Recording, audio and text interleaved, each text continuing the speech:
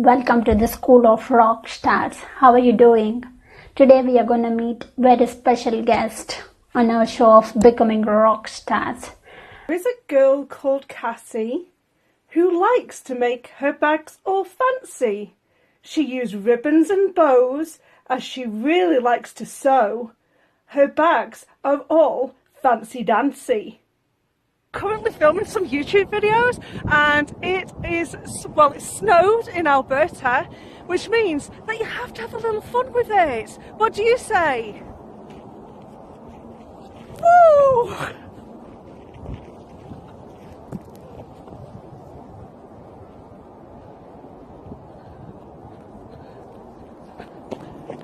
Don't forget to have a little fun in your day. If you give her a fabric, she will make it beautiful. Like, do you want to know more about sewing techniques? Do you want to learn more about how to use a baby lock machine? Then she is the correct person to guide you. And if you want to start a home-based small business, she will guide you the tips and tricks. So today we are going to know more about her story, how she started her journey, and what's her passion and motto behind doing this. So she is recently certified as an educational ambassador for Baby Lock. So today we are going to meet Cassie. So she is in the house. Thank you. Hi. Yes. Hi. Move this down. How are you? Yes. How are you? I'm good. So I don't know if you have any questions you want to ask me, but I have a whole list of things I want to say today. Sure. Because I don't want people to think like everybody always sees everybody's end goal all the time, and nobody ever sees like all the bits in between. And it's really important to know that when you're working for something like in your life, it doesn't just like happen to you overnight. It's a concession of things that happens to you over like a long time. I mean, now I'm going to go back now into like my late 20s. Like, I'm 37 now. I don't mind sharing my age. But in my late 20s, I was like, is this just it? Do I just like go to work and come home and go to sleep and start it all over again? It just didn't make any sense to me. So that's when I sort of like got that kind of entrepreneur bug, I want to say. So I'm going to sort of like go through some of the stages that I've gone through, and you'll probably laugh actually at some of the things that I've actually done and I have attempted. So I actually, so the first time I tried to do something was I tried to write a script because I wanted to have a TV series on a TV show. So it's so funny. Some of the things that I've ever like attempted and tried, it just make you laugh. So I looked online to see the internet wasn't really that good back then. I'm talking like 10 years ago now, so it's not as good in advance as what it is now. So I searched how to write a script for the BBC in order to get it on TV, and I had to like do the plot and like a base, like I had to send in like 2 episodes or 3 episodes of the story. I literally sat down and I wrote this thing all out and I sent it off to the BBC. I have no knowledge of like writing scripts for a TV show. I just did it. So anyway, of course I got the letter that came back and said thank you but no thank you. So and I still keep it. I've still got it downstairs in my basement, and I found it the other day because it kind of makes me giggle, because I'm not the kind of person that will like just stop at anything. I'll try anything once, because the fear of regret in me it's a lot more overpowering than the fear of like failure. So I just don't want to get on my deathbed and think, oh, do you know what would have happened if I would have sent that script off to the BBC? Would I be like on like have TV shows now? So that's one of the things that I did. So I'll let you stop me if you want to ask any questions, but I'm just going to keep on. No, yeah, you please go ahead. Yeah. I have quite an entertaining life. So the next thing I tried my hand at was becoming a wedding planner, because I got married to my husband and I thought, do you know what, this seems like so awesome, I want to become a wedding planner. So I started my first business as a wedding planner, and I was there like, I can do this all on my own, don't need to network or anything. I tried to like contact businesses and stuff and like go and have a look around hotels and stuff like that. But I didn't realise back then, because I was very young, and I didn't realise that, you know, networking, like you've really got to network if you want to have a business. Like you just can't Yes. do a business on your own. So I was really naive like that. So the wedding planning business obviously didn't go very well, and I did shut that business down. But in between doing that, I actually organised my own wedding fair as well. So I had to like organise like photographers and like a bridal company. It was actually quite successful. I should have probably gone into like event planning and done the whole like organising of the like wedding fairs and stuff like that in hindsight, but I didn't. So anyway, I can't remember like the timeline like over a few years, but in about 2007, 2008, I decided I wanted to emigrate to Canada. Obviously, I'm from the UK.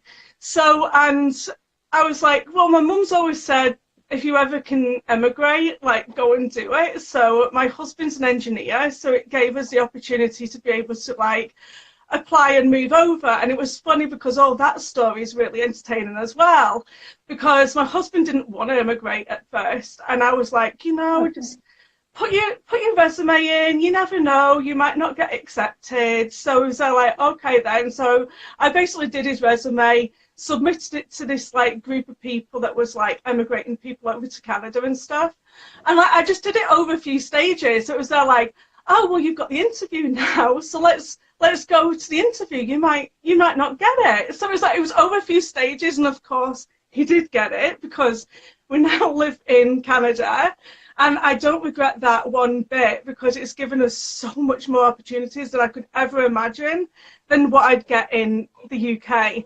So I think one of the things about me is that I generally do follow my dreams, and I follow my gut, and I go after things, because like I said, I just don't want to be on my deathbed thinking, what happens if, you know, I could have been a successful wedding planner, I could have been a successful screenwriter, I could have been this, that, and the other. I just do it because I don't want that regret. So like how many weddings you plan? Like how many months or years you did that wedding planning thing? I didn't take it very long, I'll be honest with you. I think I probably like only lasted for like a year, and then I just quit. Okay. Another thing about me is that I don't know what it is, but when I'm doing something that I'm not necessarily think that I should be doing, I get something in my gut, and I don't know what it is. It drives me away from whatever I'm not supposed to be doing into what I'm supposed to be feeding myself into at that moment in my life.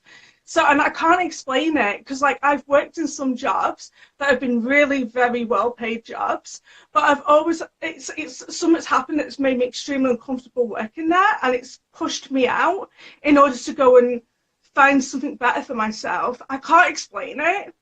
It's just weird. So that leads me to like I was working in like a really successful job, getting really good pay. It was nicknamed the golden handcuff place to be. People were wearing like Kate Spade and like Michael Kors and stuff like that. And there was a time when they turned around to me and said, we really need you to get a diploma in a certain thing. So anyway, I was there like, okay then. So I looked it out and I thought, okay, I can do this in like lightning speed. So like a diploma that was supposed to last me about 3 years to do, I stacked it all up. I stacked every single course up back to back. So I literally finished that diploma in something like 8 months. That was supposed to be like 3 years. Like okay. I was literally doing it like weekends, evenings, everything, just to get it all done and all completed. And I think I was looking at having some sort of a promotion, so that the drive was there. And another thing about me that I've noticed, that I'm very tunnel vision. So if I get something in my head and I want something, I like a tunnel and I go. Focus. There's nothing Yeah. stopping me at all. So another thing that I want, so in that particular job, I had to like stand up, and I had to like, I was pushed into this like safety role, and I had to like stand in front of people and like give like a talk in front of like VPs and high up management. It was like in front of like 200 people. I'm like, I can't do this. I can't do this. It was so scary to have all them people. Like, it was more the higher ups that I was like really scared about. But it's now, it's like, okay, this makes sense. It's leading me up to like where I am today. Everything I've done up until this point has lent me up to the woman I am today. Like, I'm a lot more confident than I was, and yeah, it's given me a lot of life skills, networking and public speaking and stuff like that. So that leads me to like another point in my life where I really wanted to lose weight. I mean, I'm put it all back on now. But 4 years ago, I was like, no, I want to lose some weight. So I ended up going to like CrossFit and doing the paleo diet and all that sort of stuff.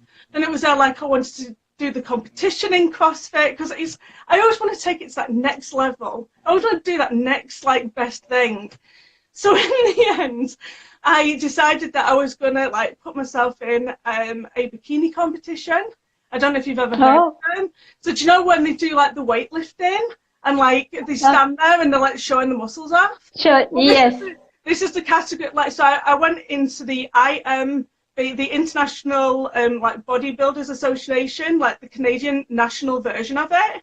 And I went and I trained and I went in and I did a official like bikini competition.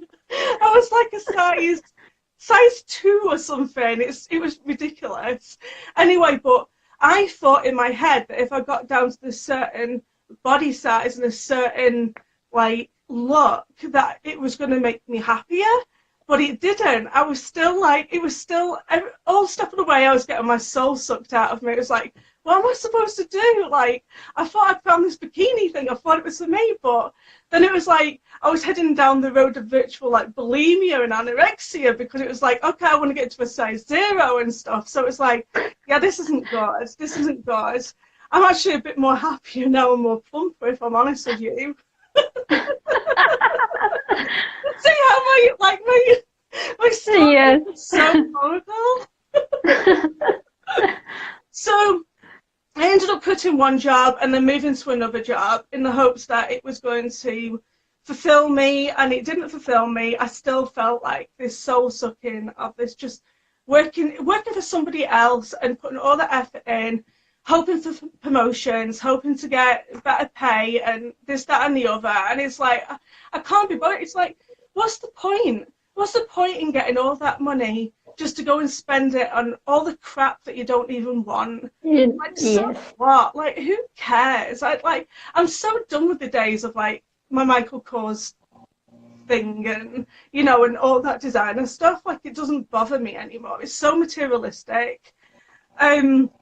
So 4 years ago, I started sewing. And normal me, whenever I'm trying to learn something, I get highly frustrated if I don't learn it like really quickly. So I ended up I ended up putting my sewing machine downstairs in the basement because I got upset because I couldn't do a sewing pattern. So I put it down in my basement and I didn't bother to get it back out again until like a year later, when I thought, no, I really want to get this done. Really good life skill to have is sewing. So that's when I started sewing and started taking it a lot more seriously. Started doing garment sewing and quilting and like doing like loads of different kinds of sewing in order to get my experience up. And then that's when I decided that I was going to end up quitting my job, because now it's like a year and a half now that I've had Feathered Owl Creation, which is my sewing business. And then it was that like, when I was first learning to sew, I really struggled in finding some really good videos to watch. So I thought, do you know what? I can't find them, so I'm going to create them. So that's when I started the YouTube channel.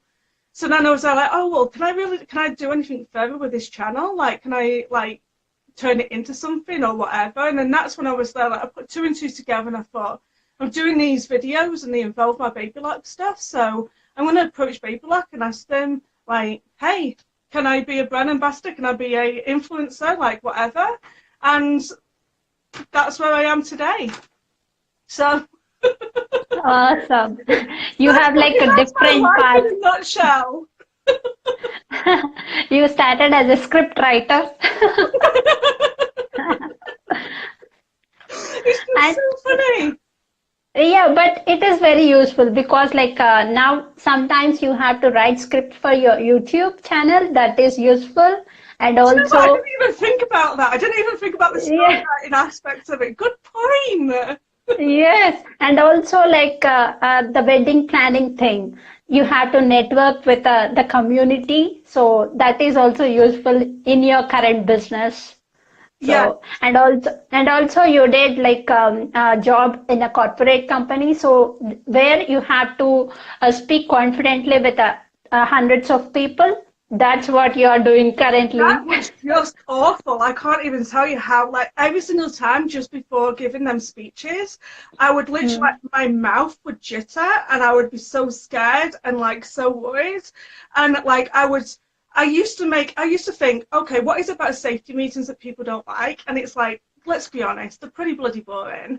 And it was my job in that role. Well, I put it onto myself in order to make it more entertaining for people to watch. And people used to love when I did the safety presentations because I made it more fun. Like, and, you know, people don't want to sit there and look at, you know, somebody just reading words off a PowerPoint slide. Yes. They do. If somebody makes fun or it's entertaining, they will remember for a long time. Totally. It was funny because I had a safety moment of my own where, like, my iron literally blew up in my wrist. So then I, like, you know, I brought the pictures in and I showed everybody about what had happened and stuff. And it was, you know, I made it entertaining as well. It's not just like, oh, poor sorry me or whatever. I think when you have, like, something that's a little bit dry that people find boring, just make light of it and make, you know, good entertainment, and people like to watch you for that. Yes, because like nowadays people are busy with their lives. Busy with that. Yes, they want some entertainment. I just didn't want to come on and start saying, oh, well, you know, I'm like so successful and blah, blah, blah. No, there's been a whole selection of things. Even getting on stage and doing a whole bikini thing, even that was kind of like weird. But like why you ended up doing to that competition? You want to lose, right? But you want to like be in the... I don't know. I took it to the extreme.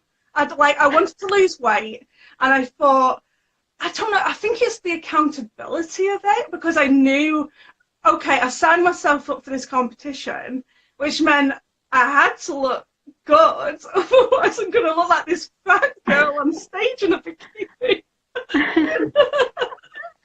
So yeah, it kind of just pushed me to get it done. So I think it's accountability, isn't it, that I'm thinking about now.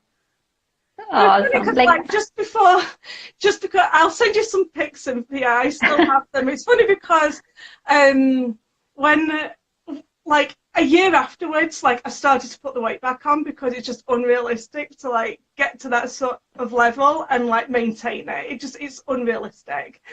And the jar of the Facebook memories pop up and say, oh, this is what happened like 3 years ago and stuff. And over time, like for a few months, or like every time that popped up, it was like, just go away, delete, because obviously I haven't kept it up and stuff. So it was kind of like embarrassing to look back on. But now it's like, well, it's not embarrassing. It proves to me that when I want something and I put my mind to it, I can go ahead and get whatever it is I want. And I think in life, that's what everybody needs to do. So if anybody watching, if you want something in life, you really have to just go out there and get it, because Nobody's going to be sat there around the computer going, do you know what? Look at that girl. Isn't she really good? Like, Baby Lock isn't sat there like, oh, I'm watching Cassie's videos every single week. Like, they don't do that. They're busy. Like, you've got to approach these people and say, hey, I'm doing this. Are you interested?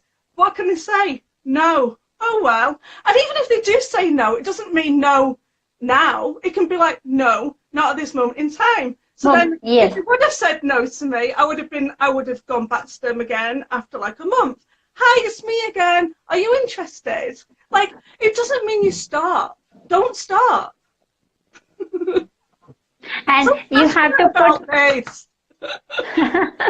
and like we want to see one collage of your pics with your old pics. I don't know if I'm going to share them over my Instagram stories. I don't think people that do sewing are going to want to see them, but I can send out private messages to them. But you'd be there like, oh my God. And I had to like have fake hair in and everything. So I had hair extensions and everything in. I still had my red hair.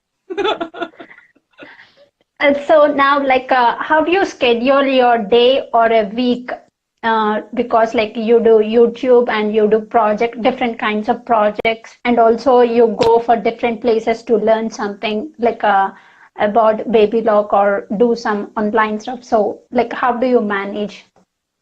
I'll be honest with you, the only thing that I ever really schedule is my YouTube stuff. Like, that is really important to me. Like, I do the weekly videos every single week. So I film today, I always film on a Tuesday, and I upload on a Wednesday. So that's pretty much the only thing that I ever have scheduled, because the thing that I can't schedule is my creativity. I really can't. I can't do that. I can't just think, okay, on Monday, I'm going to sit down. So it doesn't come to you like that. Like, creativity, like, whenever it gets you. And that's when you just stop whatever you're doing and become creative. With regards to like the training from like Baby Lock and stuff, like I was over in the US training just recently. But they also have like a fantastic online course for me to do. So I've literally been plugging away at my online courses and getting all that done. It's like, it doesn't feel like work to me when you're doing something that you are passionate about.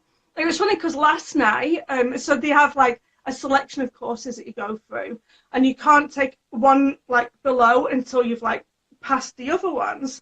So yesterday I was in this mindset of like, I just want to get these courses like all finished. And then in the evening, I got to the point where I could take the test. So I was sat there at like, I think it was about 10 o'clock or something. And then the test is all, like, it could be a selection of all the like 20 courses that you've watched so far. So I was sat there and I kept on getting this test wrong by like, you got to pass it by like 80%. And I kept on getting it wrong by like in the 70% and stuff. So I knew I had like a question wrong like here and there, but it's hard to decipher like where it was going wrong. And I literally just stayed up for like, I think I went to bed at like 11:30 because like I just wanted, it was like, it was becoming a thing of like, I kept on like failing this test and failing it. And it was like, okay, I'm really tired, I really should stop. But then it was there like, I wanted to keep going because like I didn't want to wake up in the morning and think, okay, I've got to take this failed test again. So I didn't want to be in that mindset of like, I kept on failing and failing and failing, and I didn't want to bring this over to today. So that's when I was like, I just sat there until I got the thing right and passed it. Like when you get creative ideas, so sometimes you may get that ideas when you are about to sleep, or when you are like doing something, or when you are doing cooking, you'll get some ideas. I find that you get the creative ideas in the most weirdest of places, and that's why sometimes I've got to like, because sometimes I get stuck in a rut and I'm in my room and I'm trying to think of like things to do, and when you overthink it, it never comes to you. It only ever comes to you when you're in the shower washing your hair, or you're going for like a walk somewhere, or you're in the supermarket, or you're having a conversation with someone. It never comes like you just can't force it. It comes. And I like going for walks and like, with trees and nature and stuff. I really connect with like nature. So, like, how do you keep that? Like, do you write somewhere, or when you get an idea, or do Mum always you? says that. My mum says you need to write stuff down. Write it down. Get it down. And I don't. Sometimes I don't, and I forget. And I'm really bad for that. I really should start writing things down. You are right. Yes, like so to start, like somebody interested in sewing or learning this, so like what is like a first advice you give to them? Like Why should somebody start sewing? yeah, I reckon it's a really good life skill for you to have. And also it's good for like giving gifts as well. Like everybody has grandbabies and kids and yeah, stuff, and you can do some awesome stuff. You can make quilts, you can make baby clothes, and also, and I find it's very it's a stress reliever as well. I remember when I was in a fabric shop and I was just looking for like fabric, and I don't know what it is about me, but people like to stop me and start talking to me. I must seem like a very connecting person. But this woman said to me that her doctor had told her that she was getting the onsets of dementia, and she started sewing again. Like, I don't think she was sewing, but she started sewing again when the doctor had told her this. And apparently, it's helped her with her memory, and it helped her. Even the doctor said that they saw improvement in her because, like, she was sewing and stuff. Because sewing really challenges your brain as well, especially with quilting. It's like lots of math involved and stuff. So I really think, like, for an older generation, like with crosswords and stuff, I think you've got to keep your mind active. And also for me, I just think it's a great thing to do. Like, you know, like, I'm young, I'm like only 37, and I'm gonna like get so much more experience with my sewing. And you know what it's like a lot of older women are like sewing like into the 80s and 90s. It's something that I can like do for the rest of my life, and something I really want to pass down to the next generation, because I think we're really losing it. People just, yes. they don't sew anymore. I mean, like, it all gets like farmed off to like foreign countries and stuff, and it really, that also upsets me, because I can't believe the price. Like, I know how much the price is for fabric. I know how much the price is for labor. I know everything like that. And to see clothes on shelves for like $10 and $20, it's like, how? How can this be? And it makes me upset, because I know that people in other countries just aren't getting the same sort of pay that they deserve. Yeah. And Cynthia is asking, how old are you? I'm 37. I've said that like 3 times.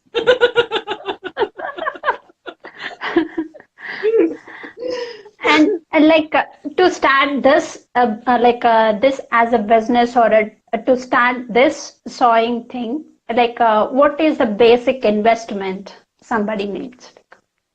Oh, well, it's the cost of like machines and stuff like that, and like the fabric and stuff. Like, really, what I shouldn't have done. I shouldn't have like gone out and like purchased fabric. I should have just done it as I needed it, kind of thing.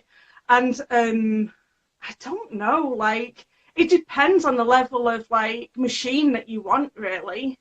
So it can be as much or as little as you want. And also So, the time's an investment as well. Because there came a point where, you know, do I quit my job or do I have a part-time job? And I still think about that now. Like, I still think, should I go out and get myself a part-time job? And in order to have, you know, speak to people and stuff, as well, like the social interaction as well. But it's like, if I get the part-time job, it's like, it's the time then. It's like, you know, it's going to take away from me to be able to do my YouTube stuff and that, and being flexible. Like, yeah, it's a battle. so because like why I asked this question is, if somebody wants to start this, but they think of all the finances things and they won't start, they won't take that first step. So I think sometimes it's really important to start your business and have your job going at the same time, and keep that going for, you know, quite a bit until you get a few customers like going. or at least line yourself up to have some like fairs and stuff like that, so you can have some sort of income coming in for sure. Yeah. Awesome. Like, what is your morning routine? My Is that morning something? routine. Do I even have one? Most of the time I'm still in my PJs, if I'm honest.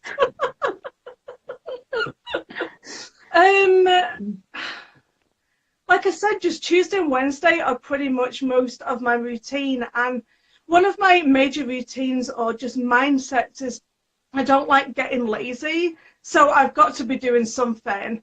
And I'm always about learning. So I'm learning something. I'm on YouTube learning. I'm on my training site learning. I'm always filling my head with something.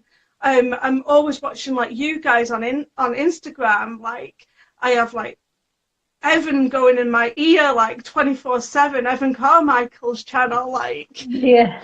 And that's another thing as well, because like when you do isolate yourself in a business as an entrepreneur, it's a very lonely lifestyle. It really is lonely. Yes. And you're gonna have like there are downsides to it. Like I have to be honest, there are going to be negative people. There are going to be people that aren't going to support you. And you have to try and find the people that are going to be supportive and fill your head with that, or like go on to like positive sites or positive videos and keep watching all of that stuff. Because if you like, you what is it? If you the 5 people that you spend most time with, you get that energy. So if you're spending your time with a load of negative people all the time, and you're going to probably think, do you know what, this isn't for me and I'm going to quit. Like, yes. And I don't want to quit. And I really want to make a success of myself. I'm not saying that I am going to quit, but I'm just saying, like, I know I found my calling and I know I found my path and I'm going to keep going down the direction. But also, I think that you can't be static with it either. You can't just, like, think, okay, I have this online store, but I don't have any customers. It's like, well, why haven't you got any customers? Go to your customers, go to the fairs, like, find other ways of getting your income, like, find ways you can do that on YouTube, find ways that you can do that, like, in other directions, like sponsorship or ambassador programs. Like, there's loads of different ways that you can funnel in certain amounts of income. But it's not going to be easy. I'm going to tell you that right now. It's not easy. Yes. It's not at all easy. That's what like I'm going through, because like I don't have people who supports me or who are like a like-minded people around me. So that's why I keep listening to positive contents with this. Yes. Yes. Like while cooking also, I'll put one interview and I'll listen to that. Me too. Like, I'm constantly just listening to like positive things throughout my day. I've even stopped, like, I had to stop watching the news because I can't be doing with it anymore. I just can't. It's very I can't even say the word. It's dividing people. Like, and you can see it. It's like, and I don't want to bring politics into it. Like, I just don't want to get into this thing. But you can even sense it when you're walking around, just like negativity and like the people being divided all the time. It's just, I hate watching the news, and that's one thing that I try not to fill my head with. I like to watch some of the local stuff just to see what's going around, or like around me. But like the international news, I find it's just far too biased. It's too biased. And yeah, if you want to find out stuff, you have to really go out there and find it for yourself and not rely on other people. Yeah, because in my case, my roommates or my friends, they want to go to different places or spend their money on materialistic things. But I'm not like that. I want to be myself. I really enjoy my own company. I don't get bored. I mean, I'm very social. I'm a social butterfly, but I do love being in my own space as well. Yes. But sometimes the problem is that if you're on your own for too long or whatever, it can, like, even yourself can grind yourself down and have like self-doubts and stuff sometimes. Sometimes you can be your best motivator, and then sometimes you can be the worst person ever, and you can But self like yes, do you get that? Like yes. yeah. Like, and to start this thing, like, how do you manage your budget? My budget. Well, what for my business budget? Yes, business or personal, like, because it's all needed in entrepreneurship life. So, Well, I generally don't buy anything for my business unless I'm getting the money that comes in, kind of thing. So I'm very careful about adding more stock to my inventory and stuff until I've sold it, or like I've got to be really careful like that, because otherwise I'm going to end up with way too many things that I can't sell, kind of thing. So yeah, and obviously I do my accounting and stuff, so I have all that in place. so you do like editing and like recording videos and all by yourself, or do you have any other help? I do it all by myself because I'm such a control freak like that.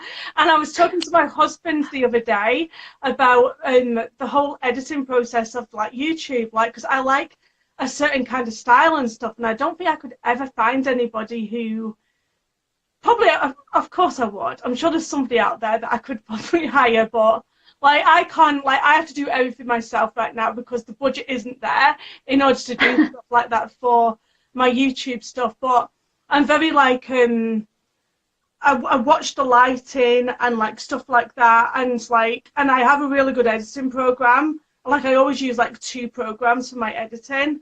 So yeah, I control, and I love that side of it. I love the editing side of it. So I can't see me ever letting that go. Okay. Because sometimes we have that fear, like when we hire somebody, that person won't have like a similar kind of mindset that we have, like that Yes, I don't scares know us, what it and is. that Like, is it because like we think, oh, it's our YouTube baby kind of thing? Is that what it's all about? I don't know. I can never see me letting that editing process go. Like, I just love it too much, and I've grown so much with my YouTube channel as well. Yeah. and like in your personal, like do you put some percent of your earnings into savings, or Not quite yet. Whatever I earn in my business right now, it goes back into the business. okay? Hmm. This is So what I like mean. It's not easy. Not at the beginning. It's not easy. yes, like to keep you update. So what do you take, any online courses, or do you attend any workshops nearby, like in your community? This is going to sound so bad. I know it's going to sound so bad, but I can't see the value in it. I don't see the value in it. I don't like. I can literally find what I want to learn on YouTube. I've learned everything I know on YouTube. Like I've learned about social media marketing, and I've learned about how to sew, and I've learned everything. I use the library as a resource as well, because there's so many books out there that you can read on topics, and all that information's out there for free almost. Like you don't even have to buy the book. You go to the library. It's a wonderful resource. I don't know why people don't use it more often. So yeah, I don't see the value in courses, and I've tried sewing courses and stuff like that, but I've come away feeling a little bit disappointed because maybe the teacher that's taught the class hasn't been my style of teaching. And that's another reason why I did the YouTube stuff, and another reason why I've got into this like Babylock stuff is that I have a certain way I like to teach, and I'm going to take that through as well, because I've been to a few classes that I don't like. Okay, Yeah. so you're like That's a bad. so do you recommend any, like do you have some recommendations to YouTube channels, like that you watch to learn something, or especially? Well, there's the Babylock channel, which I'd better say. And also social media stuff. I like to watch like Sunny Lenarduzzi, I don't know if you follow her. She's all about social media. And Okay. also I like to watch video creators, which is Tim Schmoyer. I don't know if you watch him. Yes, Yeah. I know. Yeah. And I've watched some of Darren Lee's stuff, but I don't really connect to him. Like I sway more to the Tim Schmoyer stuff. And another really good one that I like to a podcast that I like to listen to is Social Media Examiner. I don't know if you've listened to that. No. That's with Michael I can't pronounce his last name. Stelster, I think it is. But he has a lot of good resources about social media stuff. So check that out. And if you like to listen to podcasts, it's really worth it. Awesome. Awesome. I will check it. And what kind of handmade products or you do? Like I saw your website, you make pouches, aprons, and seasonal stuff, and many more. Like. Yep, pretty much it. Like bags and stuff like that. Yeah, make lots of really nice hand sewn stuff. And also I like to make quilts and stuff, but quilts are so time consuming that you can't even make a profit off them. Like if I was to calculate a quilt, it would literally be something like $2,000. Like nobody's going to pay $2,000 for a quilt. They're going to go to IKEA or wherever and buy one from there. So I'm never going to make money out of quilting, but the path I'm definitely going to go down, and where I am going down, is teaching. Teaching and the teaching and pattern making and stuff like that is where I'm probably going to end up. So have you started doing any workshops in your community, like by yourself or? Not just yet. I am, because with Baby Lock, they like us to, teach people about machines as well as teaching people how to sew on them. So I've been learning a lot about machines, because you wouldn't believe the machines that are out there nowadays. You can buy machines for $25,000, and they have computers on them and projectors on them and all sorts. So I'm having to learn a lot about their machines, and then when I learn about all that stuff, that's when I'm going to go and teach a lot more classes. Because I don't want to go to a class and not know stuff. That's not good. You need to know what you're talking about. Yes, awesome. Where people can find you on social media? I am everywhere. Twitter. Instagram, Facebook, YouTube, Pinterest. I'm everywhere. Every single social media, I'm on it. Awesome. Do you want to tell a last message to audience? Anything? Yes, I want everybody to, if you have a dream, just go for it. Go for whatever it is that you want out of life. Nothing is going to come to you. You have to go to it. And last question, I forgot. Your family supports you in what you're doing? My mum is so brilliant. I love my mum. Yes. And my husband, yes. Yes. Awesome. I don't really have that big of a family. It's literally my mum, my brother, and my husband. That's all. He has the bigger family than me. Okay. Okay. It's nice talking to you, Cassie. Thank you so much. I really appreciate it. It's not as nerve-wracking as what I thought it was going to be. I just wonder if I've got any questions, in the comments, and I hope I haven't missed anything. I think there are no questions. Cynthia only asked that How old question. am I? How hard? Yeah.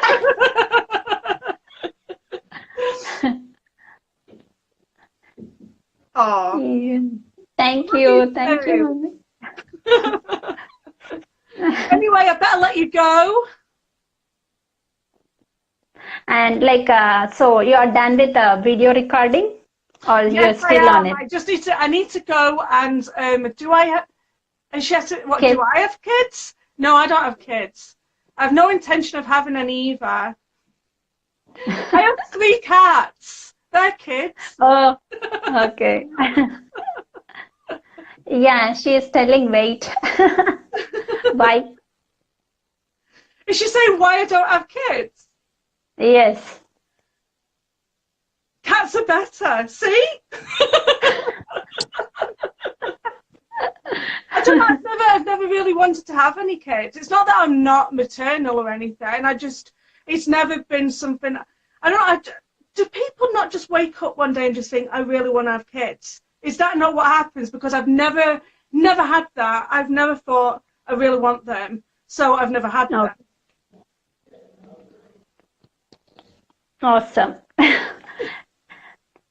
So now you have to continue your YouTube recording, or you're still like you finished it? I've finished it. I just need to edit it. So that's what I'll be doing for the rest of the day. Thank you. I think it's amazing when people don't have them. That's so funny. It's like that's the one thing as well, isn't it? Because people, they're like, okay, so I've got engaged, tick that off. And it's like, oh, we're going to move into a house, so we tick that off. Then we get a house plant, tick that. Then we're supposed to have a pet, so let's go and get a dog or a cat. And then we're supposed to have kids, so we're going to go and do that. It's as though people go through life and we're going to do like a checklist to do. And that isn't, not necessarily. You may not want the house plant. You may not even want the house. Like, do whatever you want to do and not what other people want you to do. Somebody don't want to buy their own house because some people wants to travel all over, so they don't want any house by their own. Well, I noticed that your generation in particular, because you're not that old, you're like what, early 20s? 25. See, like your generation is a lot more sensible. I think like you're a lot more savers, and you use Uber a lot. Like, you don't want possessions, like you don't want the car, you don't want the house, like you're pretty much like savers, which is not a bad thing. So I think my generation was a lot like we want now generation. So we got the credit cards and you stack on the debt because everybody else has debt, so why not? We may as well have debt. I mean, like, no, we don't have debt, by the way, just saying, but that's the kind of generation that I think. Yes, I know, yeah. I know that because like I have seen my parents and their parents, so I know the huge difference between the generations. Yeah. Yes. Anyway, I'll let you go. So it's 1 p.m. for you? It's like no, it's 12.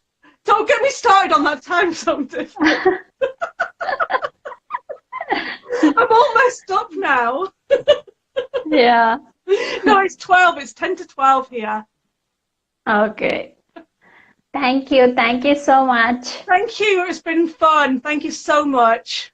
Thank you so much. I saw you like you are doing everyday lives. I try to, but the problem is that I generally don't always have the makeup on, and that's something that really bothers me. It's like having makeup on. But I don't know why. But don't worry about it. I know. I need to stop it. Yeah. Yeah. Just I always do my stories. That's for sure. Yes. Okay. Thank you. Bye. Bye. Bye.